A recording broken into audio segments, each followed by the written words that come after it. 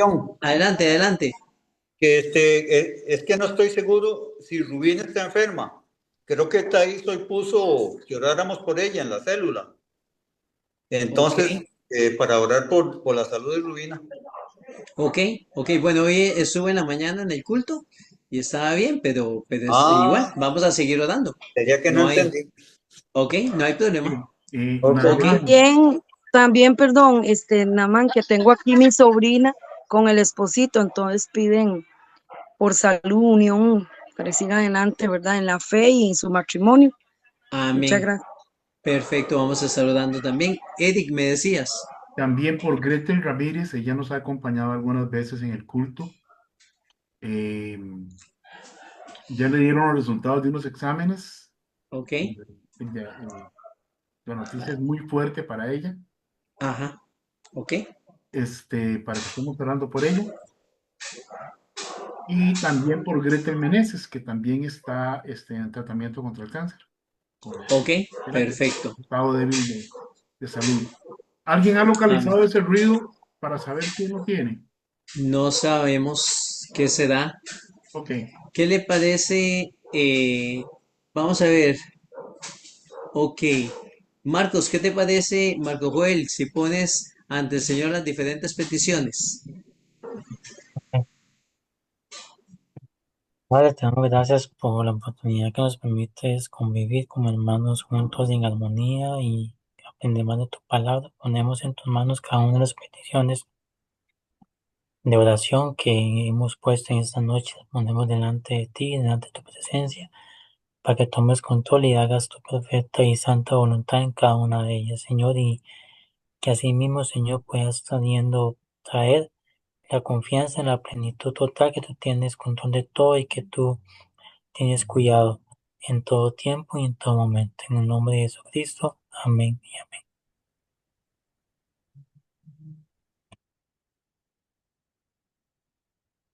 nada más, tenés el micrófono. Listo, ahora sí. Eric, el tiempo es tuyo. Perfecto, muchísimas gracias. Estoy aquí en una transición de pantallas. Permítanme un momento, por favor. Ok, un segundo, hermanitos. Perfecto. Ok, ahora sí. Muy bien. Ya terminamos la oración sacerdotal, Juan 17:17. Perdón, Juan capítulo 17. Y ahora vamos a comenzar con la última oración registrada en los evangelios de Jesucristo, este, antes de su crucifixión. Y es la oración en el huerto de Getsemaní. Y yo pensaba que iba a ser una lección cortita porque la hemos leído, ¿verdad, Padre? Si es posible, pasa de mí esta copa, mas hágase tu voluntad y no la mía.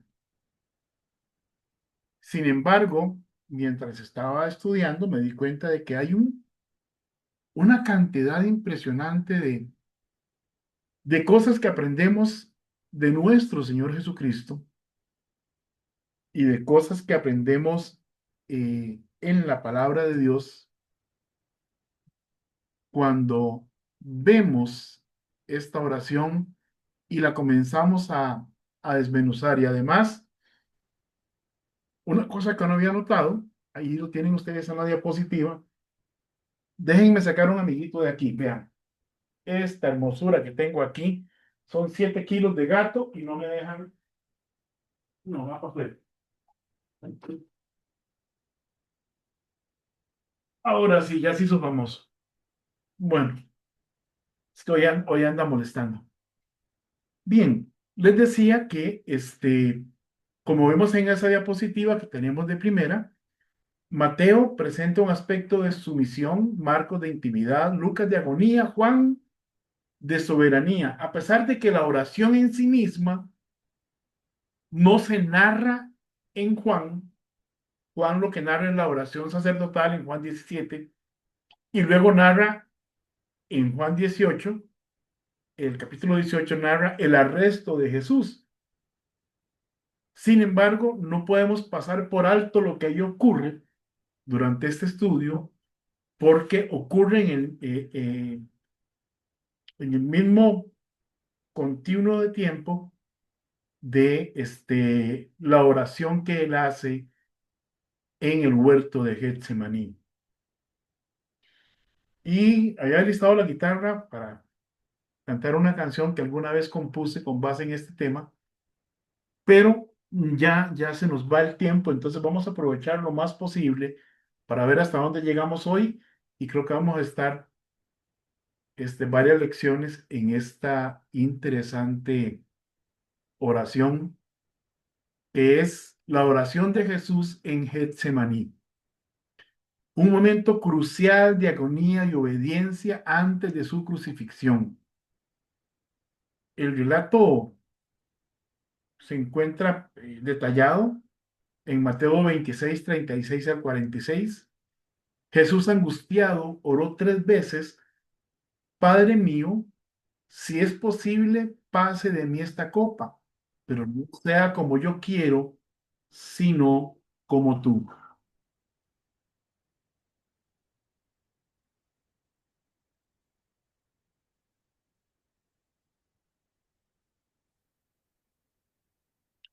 En el verso 39 dice que yendo un poco más adelante se postró sobre su rostro orando y diciendo: Padre mío, si es posible, pase de mí esta copa, pero no sea como yo quiero, sino como tú. En Mateo 26, 42, otra vez fue y oró por segunda vez diciendo: Padre mío, si no puede pasar de mí esta copa sin que yo la beba, hágase tu voluntad.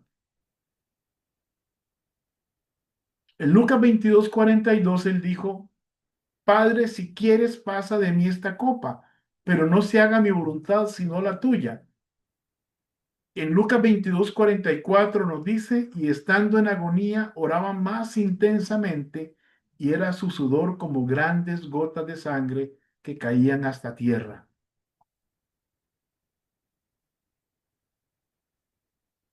Él fue con él llevó a sus discípulos y luego se alejó un poco con 3 de sus discípulos: Pedro, Jacobo y Juan, quienes, a pesar de la petición de Cristo que les dijo: oren conmigo, velen, se quedaron dormidos.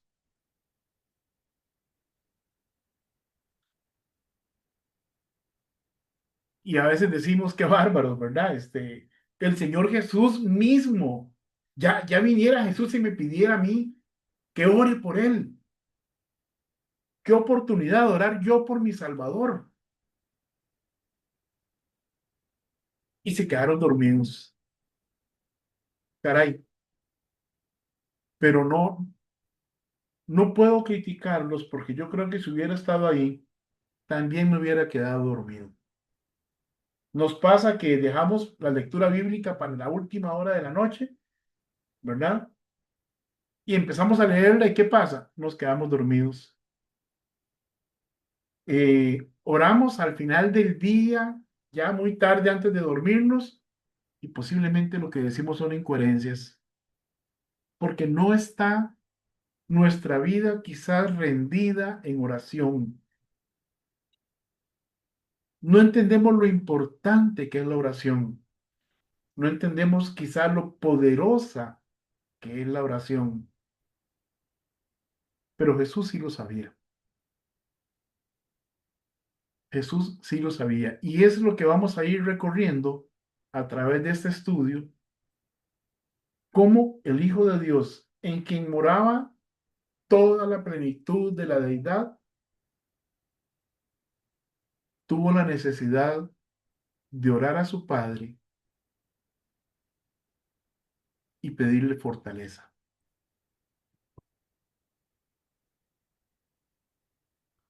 En Mateo vemos que hay sumisión. Mateo presenta a Cristo como rey, pero es un rey obediente, obediente a su deber, obediente a lo que el Padre le había enviado a hacer. Marcos presenta a Jesucristo como siervo, Y en la oración de Marcos, vamos, ahora cuando llegamos allá, vamos a ver que la forma en que la narra Marcos refleja a un hijo amado, a un hijo que confía en su padre y se acerca a él con la familiaridad que lo hace un hijo con su papá cuando la relación es íntima. Lucas presenta al hombre perfecto y nos presenta a un Jesús en agonía. Lo que Lucas narra sobre el sudor de Cristo, que era como grandes gotas de sangre que caían a tierra, es algo que no se ve en los otros evangelios. Y Juan, en su relato del arresto de Jesús, nos revela al Dios encarnado. Y cuando él dice yo soy, ese yo soy hace que los que llegaban a arrestarle, que los soldados retrocedieran y cayeran a tierra. Y eso no es otra cosa que el poder de Dios manifestándose en la persona de Jesucristo, porque Él era también Dios. Dice Filipenses 2:5 al 11. Haya pues en vosotros este sentir que hubo también en Cristo Jesús, el cual siendo en forma de Dios, no estimó el ser igual a Dios como cosa a que aferrarse,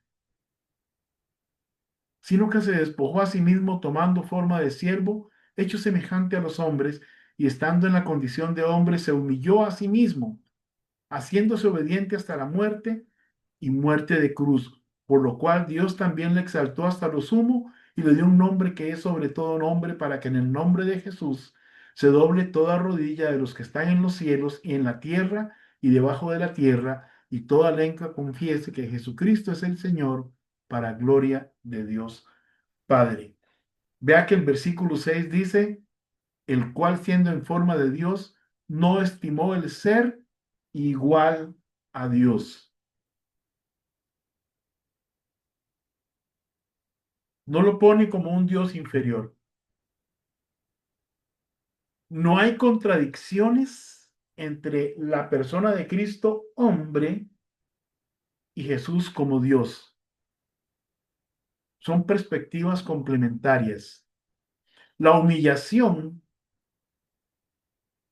a la que Cristo se sometió a sí mismo es exactamente eso, algo que él mismo decidió hacer con su persona, con su parte humana. Su sufrimiento es expiatorio. Sin ese sufrimiento, ninguno de nosotros tendría esperanza. Y su autoridad divina queda intacta porque Él fue quien decidió hacerlo, como vamos a ver un poquito más adelante. Vamos a Mateo 26, 36 al 46. Entonces llegó Jesús con ellos a un lugar que se llama Getsemaní y dijo a sus discípulos, sentaos aquí entre tanto que voy allí y oro. Y tomando a Pedro y a los dos hijos de Zebedeo, comenzó a entristecerse y a angustiarse en gran manera. Entonces Jesús les dijo, mi alma está muy triste hasta la muerte. Quedaos aquí y velad conmigo. Vean qué expresión más humana. Creo que todos los que ya tenemos cierta edad, en algún momento de nuestra vida, hemos dicho, estoy angustiado, me muero de angustia. Y no es solo un decir, sino que realmente estamos sintiendo que la muerte está ahí a la par de nosotros.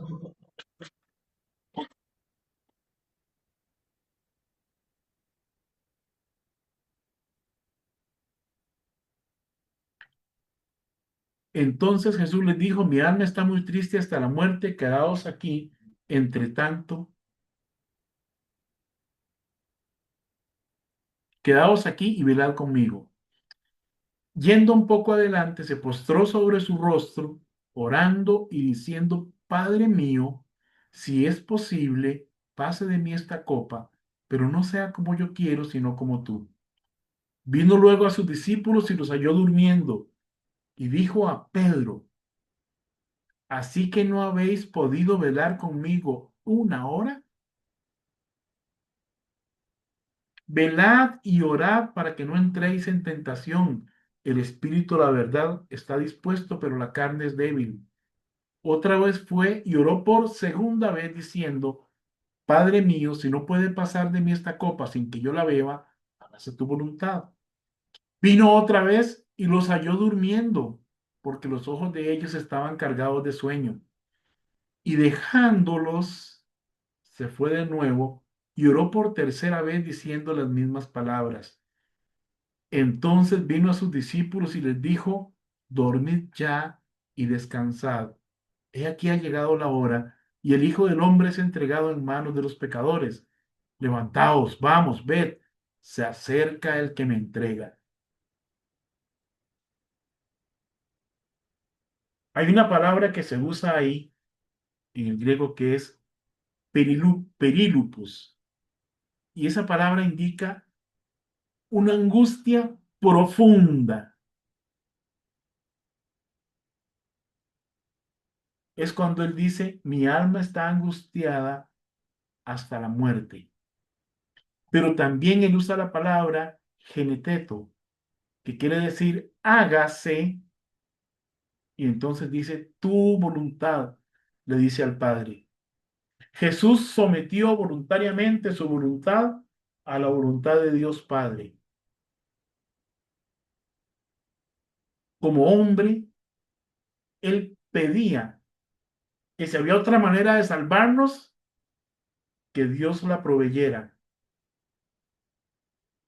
Como Dios, él sabía que no había otra forma.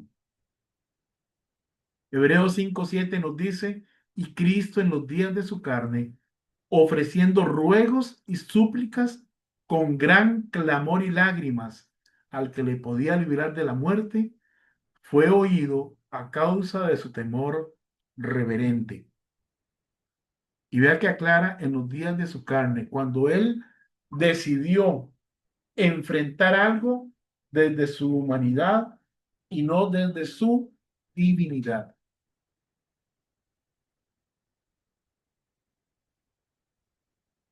Me llama la atención que, siendo Jesús quien era, teniendo el poder que ya había manifestado, siendo Dios, se humillara a sí mismo de esa manera. ¿Por qué me llama la atención? Porque nosotros somos arrogantes y decidimos o creemos que podemos decidir hacer las cosas en nuestras propias fuerzas y según nuestras capacidades. Qué equivocados estamos cuando pensamos de esa manera. No entendemos que necesitamos depender de Dios en cada momento y que es Él el que nos permite cada respiro, cada parpadeo. Yo no sé si alguna persona que nos escucha aquí o en Facebook eh,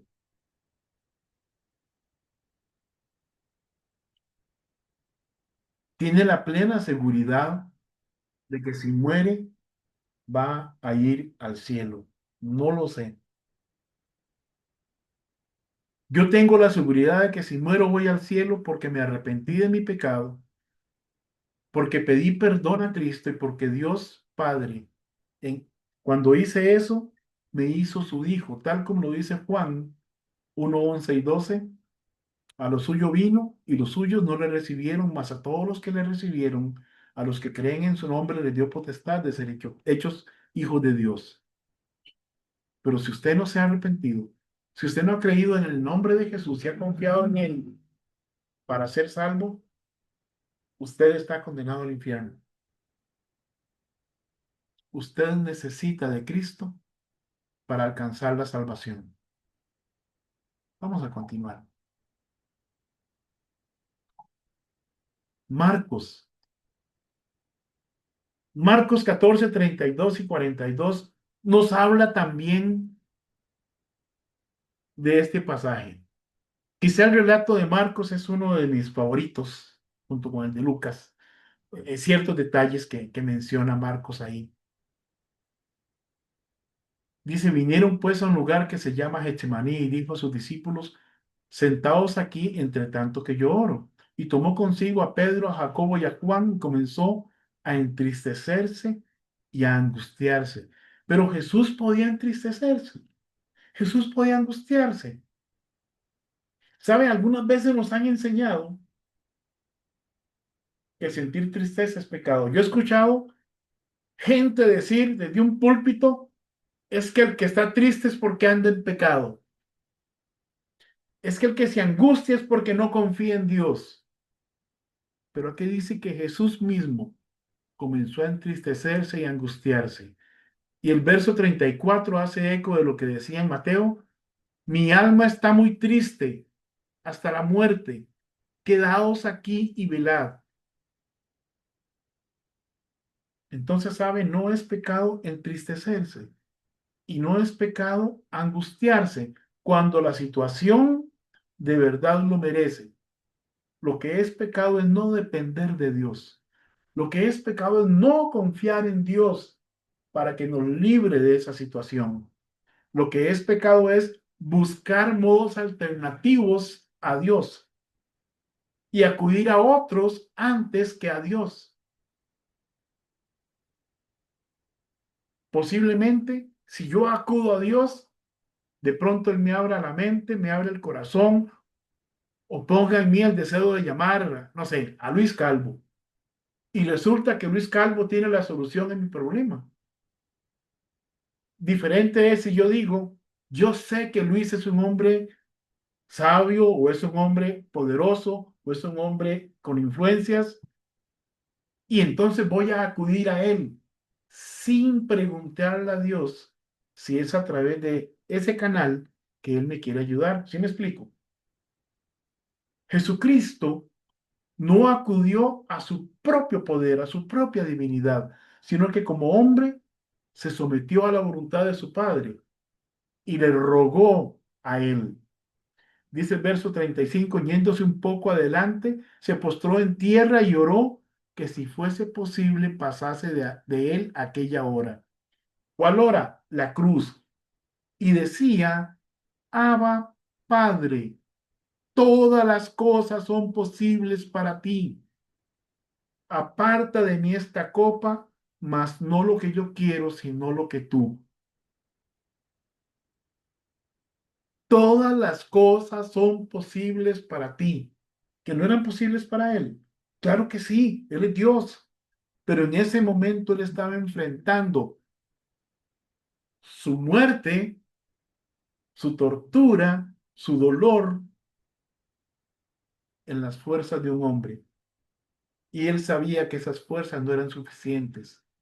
Y en lugar de acudir a su propio poder, a su propia divinidad, se sometió a la voluntad de Dios Padre, para que le diera la fuerza y el valor para enfrentar como hombre aquello tan terrible que le esperaba. Verso 37, vino luego y los halló durmiendo y dijo a Pedro, Simón, ¿duermes? Naamán, ¿duermes? Nidia, ¿está dormida? Eric, ¿no has podido orar una hora conmigo? ¿Cuántas veces nos hemos olvidado de lo importante que es orar por los siervos de Dios? Orar por la iglesia, orar por las almas perdidas y pedirle a Dios que seamos canales de bendición, es decir, personas que llevemos y reflejemos el amor de Dios, el amor de Jesucristo a los que nos rodean. Velad y orad para que no entréis en tentación. El espíritu, la verdad, está dispuesto, pero la carne es débil. Otra vez se fue y oró diciendo las mismas palabras. Al volver, otra vez los halló durmiendo porque los ojos de ellos estaban cargados de sueño y no sabían qué responderle. Me imagino que esa frase expresa la vergüenza que sintieron de que su Señor, rogándoles que oraran por él y con él, los encontrara dormidos. ¿Qué le responderemos al Señor si nos preguntan, ¿por qué no estás orando? ¿Por qué no estás sirviendo? ¿Qué le responderíamos? ¿Tendríamos algo que responderle? ¿Tendríamos una excusa válida? Vino la tercera vez y les dijo, dormid ya y descansad. Basta, la hora ha venido. He aquí el Hijo del Hombre es entregado en manos de los pecadores. Levantaos, vamos. He aquí se acerca el que me entrega. En su oración él dice, Abba, Padre, todas las cosas son posibles para ti. Él usa dos veces la palabra Padre, una en arameo, que es Abba, y otra en griego, que es Pater. Existe una diferencia no tan sutil entre las dos palabras. Abba es un término familiar, afectuoso, cercano, casi como decir papá, padre querido, papito, usado en arameo, mientras que pater es el término formal y respetuoso estándar para padre en el Nuevo Testamento. Abba denota una relación filial, una relación de hijo cercana, una relación de confianza y de afecto. Era usado tanto por niños como por adultos en el ámbito familiar y fue el término que usó Jesús en Getsemaní. Abba, Padre, todas las cosas son posibles para ti. Pater es una traducción literal más formal y teológica. Probablemente los autores del Nuevo Testamento combinan ambos, en este caso Marcos, Abba y Pater, para resaltar la unión entre la intimidad familiar y la majestad y autoridad de Dios Padre. Abba mantiene un uso emocional. Era el idioma galileo de Jesús, el arameo, mientras que Pater formaliza un concepto más amplio, una forma más respetuosa, y entonces combina las dos cosas. Jesús se está dirigiendo a su Padre y él sabe que su Padre le ama, pero también se está dirigiendo a Dios Padre y está reconociendo esa autoridad que él mismo ha decidido aceptar sobre él.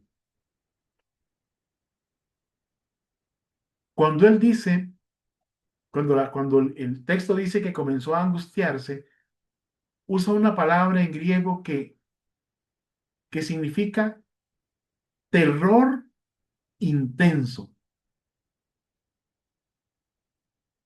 Es decir, lo que Jesús tenía realmente como hombre era miedo, un miedo terrible de saber lo que le iba a pasar. Y no nos equivoquemos, él sabía que tenía que morir, pero el temor de él no era ser castigado por el pecado de nosotros, sino convertirse en pecado, en objeto de la ira de Dios. No sé si me explico.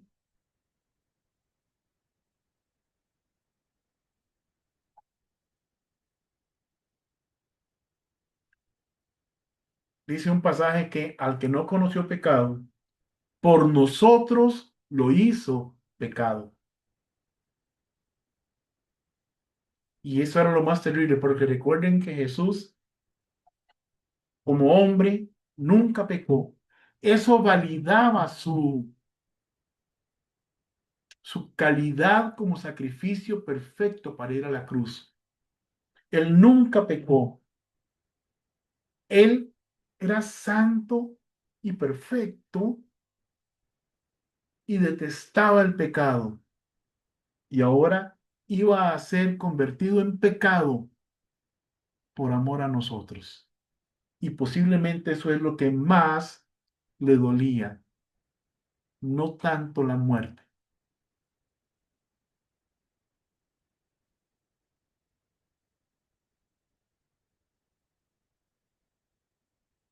Dice Gálatas 4:6 que por cuanto somos hijos, Dios envió a nuestros corazones el espíritu de su Hijo, el cual clama, Abba, Padre. Y ahora quiero que leamos Hebreos 1:3 al 4 para terminar esta noche. Seguimos con Lucas y con Juan la próxima semana, pero sí quiero que no nos vayamos sin leer. Voy a buscarlo acá.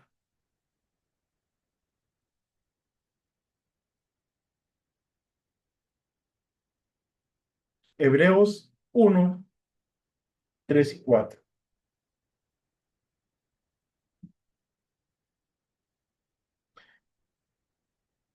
Dice, voy a leerlo desde el versículo 1 hasta el 4. Dios, habiendo hablado de muchas veces y de muchas maneras en otro tiempo a los padres por los profetas, en estos postreros días nos ha hablado por el Hijo, a quien constituyó heredero de todo y por quien asimismo hizo el universo, el cual, siendo el resplandor de su gloria y la imagen misma de su sustancia, y quien sustenta todas las cosas con la palabra de su poder, habiendo efectuado la purificación de nuestros pecados por medio de sí mismo, se sentó a la diestra de la majestad en las alturas, hecho tanto superior a los ángeles cuanto heredó más excelente nombre que ellos. Ese es el Jesús que luego comenzó a entristecerse y angustiarse hasta la muerte. Ese es el Jesús que se dirigió con temor y con reverencia a su Padre, con confianza, sabiendo que para su Padre todas las cosas son posibles, y pidió que si era posible, quitara de él ese sufrimiento. Pero dijo, mas no lo que yo quiero, sino lo que tú. Al final, como hombre, confirmó lo que ya sabía, que no había otra forma de salvarnos a nosotros más que yendo a la cruz, más que siendo vituperado, torturado, escupido y clavado en una cruz, expuesto como un criminal. Lo más terrible es que todos los pecados de la humanidad, imagínense todos los horrores que usted escucha en las noticias, piensen todo su propio pecado, yo pienso en el mío, y todo eso fue cargado sobre las espaldas de Cristo. Se ha leído libros de historia sobre las atrocidades de la humanidad, genocidios, violaciones, etcétera. Todo eso fue cargado sobre la espalda de Cristo. La idolatría de los israelitas que vemos en el Antiguo Testamento y nuestra propia idolatría y la idolatría que se vive en tiempos actuales. Y digo nuestra propia idolatría porque muchas veces no hacemos conciencia de que ponemos cosas por encima de Dios en nuestra vida. Y eso es un ídolo. Mi trabajo, mi familia, mis estudios, lo que usted quiera que esté delante, que esté entre usted y Dios, y que usted ponga primero que Dios, es un ídolo. Pero todo eso fue cargado sobre Jesucristo.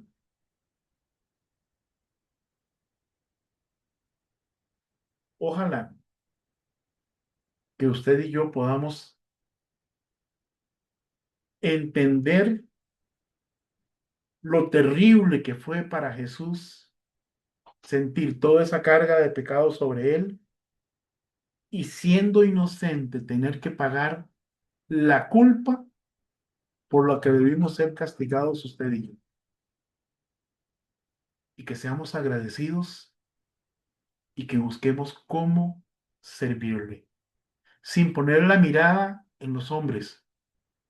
¿Sabe? Hoy yo estoy aquí y espero seguir sirviendo al Señor hasta el fin de mis días, pero yo puedo fallar. Y si usted pone los ojos en mí, déjeme decirle que está perdido. Como decimos aquí en Costa Rica, está mal apuntado. Pongamos los ojos en Jesús, el autor y consumador de la fe. Él es el único que nunca nos va a defraudar. Él es el único que nunca nos va a fallar y es el único que nunca nos va a abandonar. Oremos un momento. Padre, muchas gracias por lo que has hecho por nosotros a través de tu Hijo Jesucristo. Te pedimos que nos limpies de todo pecado. Y Padre, te pedimos que nos permitas continuar en esta noche con nuestros quehaceres sin olvidar lo que Jesús hizo por nosotros en la cruz. Sin olvidar que tú entregaste a tu único Hijo como un sacrificio perfecto para expiar nuestras culpas y proveernos el perdón. Te pedimos todo en el nombre de Cristo Jesús y te damos gracias. Gracias, Padre, en el nombre precioso de tu Hijo Jesucristo. Amén. Bien, voy a terminar acá la transmisión. Permítanme un momento, por favor. Bien, ahora voy a tratar de pasar esto para otro lugar. Ahora sí. Voy a hacer una pregunta. Un segundo nada más. ¿Ves que está floja esa tapa? Muy bien, adelante, por favor. Una consulta, don Eric. Sí, señor.